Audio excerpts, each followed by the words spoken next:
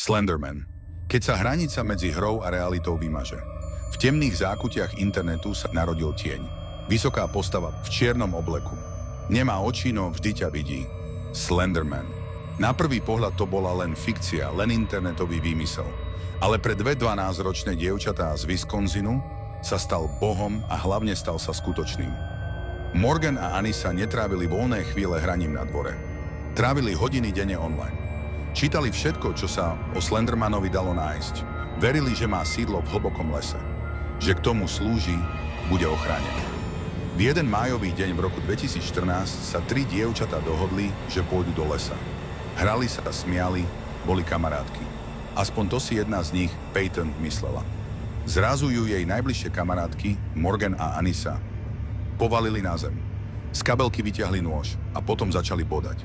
Raz, dvakrát, 18-krát. Do brucha, do nohy, blízko srdca. Ich cieľ? Obetovať ju Slendermanovi, aby si ich neprišiel zobrať. Vraždu kamarátky plánovali viac než 5 mesiacov. Peyton zázrakom prežila. Krvácala, plazila sa lesom, dokázala zavolať o pomoc. Dievčatá boli zatknuté. Ich výpoveď bola chladná.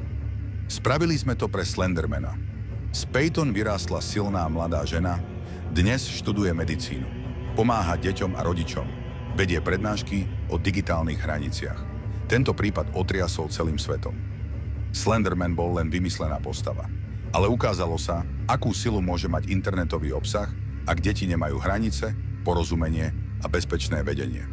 Ukázalo sa, čo sa môže stať, keď sa fantázia stane nebezpečne skutočnou.